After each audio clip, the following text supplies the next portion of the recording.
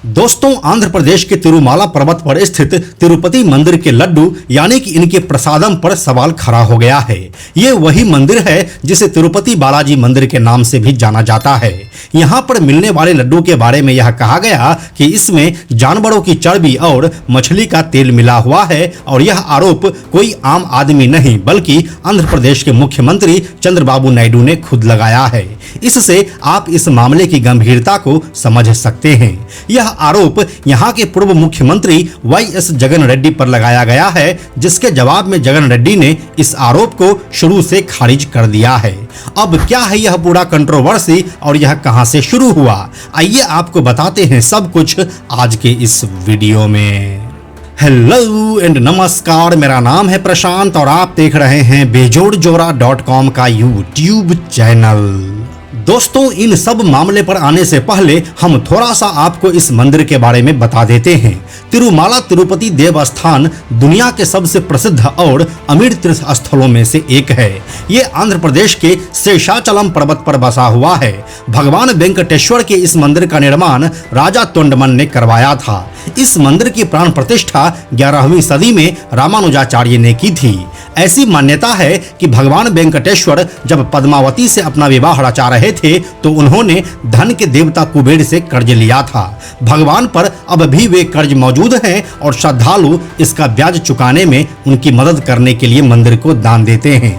तिरुमाला मंदिर को हर साल लगभग 1 टन सोना दान में मिलता है। ऐसा कहा जाता है कि इस मंदिर के पास 2.5 लाख करोड़ से भी ज्यादा की संपत्ति है। यहाँ पर हर दिन करीब 70,000 श्रद्धालु भगवान वेंकटेश्वर स्वामी के दर्शन करने के लिए आते हैं और इसका प्रशासन तिरुपति तिरुमाला देवस्थानम यानी कि TTD संभालता है। अब एक बड़ा सवाल यह है कि यह परंपरा जब सदियों से चली आ रही है तो फिर अचानक तिरुपति बालाजी के लड्डू की जांच क्यों करवाई गई। तो दोस्तों, हम आपको बताते चले कि कुछ दिनों से भक्त लड्डू का स्वाद बदलने की बात कह रहे थे। जब ये बात तिरुपति तिरुमाला देवस्थानम यानी कि TTD के CEO जे श्यामला राव के पास पहुंची तो उन्होंने लड्डू प्रसादम की क्वालिटी चेक करने के लिए एक स्पेशल कमेटी बनाई।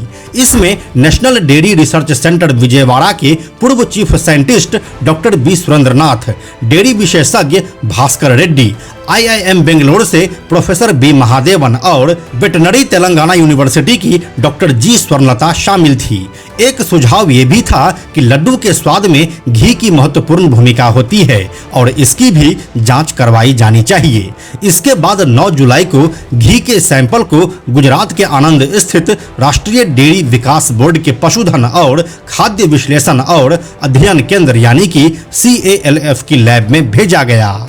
इसी के बाद से यह दावा किया जा रहा है कि राष्ट्रीय डेयरी विकास बोर्ड के पशुधन और खाद्य विश्लेषण और अध्ययन केंद्र यानी कि CALF की लैब रिपोर्ट में इस बात की पुष्टि हुई कि लड्डू में जानवरों की चर्बी और मछली का तेल मिला हुआ है। ये रिपोर्ट 12 जुलाई 2024 को TTD और राज्य सरकार को मिल चुकी थी, लेकिन इसका खुलासा मुख्यमंत्री चंद्रबाबू नायडू ने अभी किया है। 18 सितंबर 2024 को आंध्र प्रदेश के CM चंद्रबाबू नायडू ने कहा कि जगन सरकार में तिरुपति लड्डू प्रसादम को तैयार करने के लिए शुद्ध घी की जगह जानवरों की चर्बी वाला घी इस्तेमाल किया जाता था। कोई ये सोच भी नहीं सकता है कि इस प्रसादम को इस तरह से अपवित्र किया जाएगा। पिछले 5 सालों में YSR कांग्रेस पार्टी ने तिरुमाला की पवित्रता को अपवित्र कर दिया है। जो रिपोर्ट पेश की जा रही है उसमें कई चीजों का जिक्र है। इसमें सोयाबीन, सूरजमुखी, कपास का बीज, नारियल जैसी चीजें लिखी है, लेकिन आपत्ति फिश ऑयल, बीफ टैलो और लॉर्ड जैसी सामग्री पर जताई जा रही है। लार्ड यानी कि किसी चर्बी को पिघलाने पर निकलने वाला सफेद सा एक पदार्थ होता है और फिश ऑयल यानी कि मछली का तेल और बीफ टैलो यानी कि बीफ की चर्बी को गर्म करके निकाला जाने वाला तेल। अब यहाँ पर एक सवाल ये भी है कि जब बीते 15 सालों से नंदिनी घी से तिरुपति के लड्डू बन रहे थे तो उसे क्यों हटाया गया। तो दोस्तों, हम आपको बताते चलें कि मंदिर का प्रबंधन करने वाला तिरुमाला तिरुपति देवस्थानम यानी कि TTD बोर्ड हर 6 महीने में घी की आपूर्ति के लिए टेंडर निकालता है। टीटीडी हर साल 5 लाख किलो घी खरीदता है। पिछले 15 सालों से तिरुपति को कर्नाटक मिल्क फेडरेशन यानी कि KMF का नंदनी ब्रांड वाला गाय का घी सप्लाई होता था। जब जगन मोहन रेड्डी की सरकार बनी थी तो मंदिर ने महंगी कीमतों का हवाला देते हुए नंदनी घी लेना बंद कर दिया था। इसके बाद कर्नाटक मिल्क फेडरेशन का तर्क ये था कि दूध के दाम बढ़ रहे हैं और इसी वजह से हम 478 रुपए प्रति किलो से कम दाम पर घी नहीं दे पाएंगे। इससे पहले तक KMF लड्डू के लिए TTD को 392 रुपए प्रति किलो की दर से घी सप्लाई कर रहा था, लेकिन लागत बढ़ने के कारण घी का दाम बढ़कर 478 रुपए प्रति किलो हो गया था। इसके बाद तमिलनाडु की AR डेयरी फूड्स ने सबसे कम 320 रुपए प्रति किलो की दर से घी सप्लाई करने का टेंडर भरा और उसे सप्लाई का ठेका दे दिया गया। इसके साथ ही TTD और KMF का 15 साल पुराना साथ छूट गया। KMF के अध्यक्ष के भीमा नाइक ने कहा कि लड्डू अब पहले जैसे नहीं रहेंगे। नंदनी बाजार में सबसे अच्छा घी उपलब्ध करवाती है और सभी गुणवत्ता जांचों से भी गुजरती है। अगर कोई ब्रांड नंदनी से कम कीमत पर घी उपलब्ध करा रहा है तो मुझे लगता है कि गुणवत्ता से समझौता किया जाएगा। हालांकि जुलाई 2024 में आंध्र प्रदेश की सरकार बदली और नए CM चंद्रबाबू नायडू ने लड्डू की गुणवत्ता को सुधारने का निर्देश दे दिया। इसके बाद अगस्त 2024 से KMF ने TTD को नंदनी घी फिर से सप्लाई करना शुरू कर दिया है। राष्ट्रीय डेयरी विकास बोर्ड के पशुधन और खाद्य विश्लेषण और अध्ययन केंद्र यानी कि CALF की लैब रिपोर्ट के मुताबिक AR डेयरी फूड्स के घी में जानवरों की चर्बी और फिश ऑयल पाया गया है। जानकारों का कहना है कि जानवरों के खाने से इसका कोई लेना देना नहीं है, ये पूर्ण रूप से मिलावट का मामला है। अगर घी में चर्बी है तो चर्बी मिलाई गई होगी, अगर फिश ऑयल है तो वे भी मिलाया गया है और इसी मिलावट वाले घी से लड्डू बनाए गए हैं। इसके बाद से यह मामला राजनीतिक रंग ले चुका है। केंद्रीय स्वास्थ्य मंत्री JP नड्डा ने आंध्र प्रदेश के मुख्यमंत्री चंद्रबाबू नायडू से भी बात की है। उन्होंने कहा कि मैंने उनसे कहा कि वो मुझे जो भी उपलब्ध जानकारी है उसकी रिपोर्ट भेज दें। मैं स्टेट रेगुलेटरों से इस बारे में बात करूंगा। जिस सोर्स से रिपोर्ट आई है मैं उनसे भी बात करूंगा और इन सभी पहलुओं को ध्यान में रखते हुए उचित कार्रवाई की जाएगी। इसके बाद आंध्र प्रदेश के पूर्व मुख्यमंत्री जगन मोहन रेड्डी ने एक प्रेस कॉन्फ्रेंस में कहा कि चंद्रबाबू नायडू को राजनीति के लिए भगवान का इस्तेमाल करने की आदत है।